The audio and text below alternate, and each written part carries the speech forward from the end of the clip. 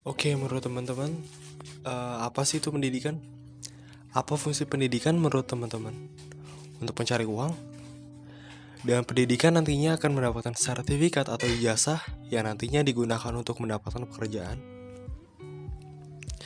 Semakin tinggi tingkat yang kita tempuh dalam pendidikan, semakin tinggi pula kesempatan kita mendapatkan penghasilan pada suatu pekerjaan nantinya saat kita bekerja. Apakah itu tujuan kita menempuh pendidikan?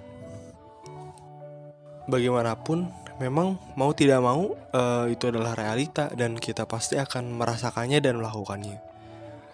Oke, mungkin di lain waktu kita akan memperdalam masalah itu karena hal ini kita akan membahas suatu persoalan yang cukup berbeda. Namun, memang ada sedikit kaitannya dengan apa yang sudah saya jelaskan tersebut di awal. Oke, kali ini disampaikan oleh seorang filsuf yaitu Aristoteles berbicara mengenai pendidikan.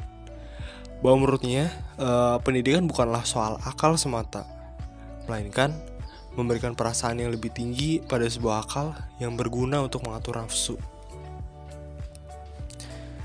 Menurut teman-teman, apa yang terkandung dalam pemikiran Aristoteles tersebut tentang pendidikan? Oke, gue akan mencoba untuk mengajinya sedikit demi sedikit, dan ini adalah opini pribadi saya dalam kaji ini. Bahwa mungkin apa yang dimaksud oleh Aristoteles ini mengenai pendidikan adalah bahwa dalam pendidikan sejatinya atau seharusnya bukan hanya dalam peningkatan intelligent quotient semata berupa taraf angka yang merupakan tolak ukur kecerdasan seorang murid atau biasa kita kenal juga dengan kecerdasan otak.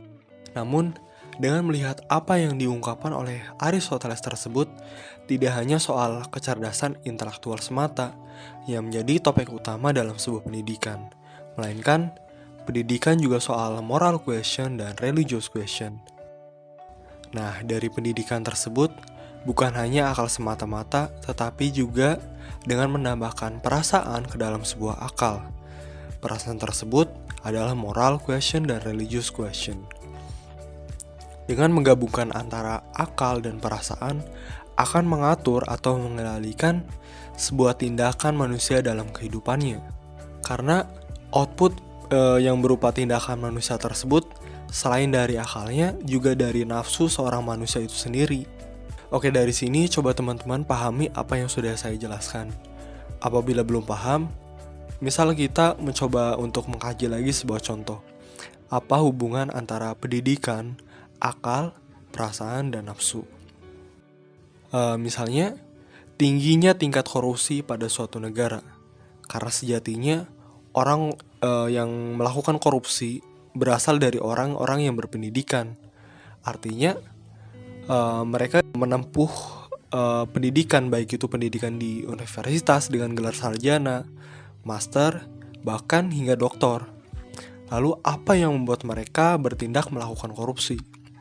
Nah, kemudian dengan kita mengaplikasikan pemikiran Aristoteles dengan fenomena ini, kita akan melihat berarti pendidikan yang mereka fokuskan hanya pada kecerdasan intelektual semata, tidak diikuti dengan moral question dan religious question yang pada akhirnya menghasilkan output yang cacat. Mereka akan mengesampingkan hati dan perasaan demi mengedepankan nafsunya.